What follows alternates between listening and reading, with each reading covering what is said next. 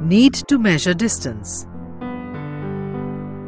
It is often important to know how far a place is so that we can have an idea how we are going to reach that place.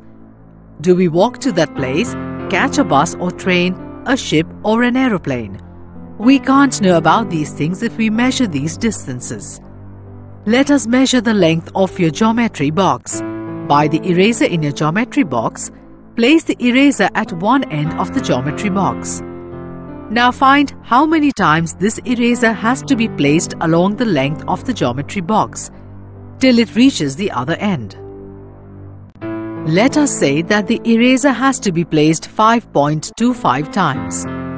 The length of the geometry box is 5.25 eraser.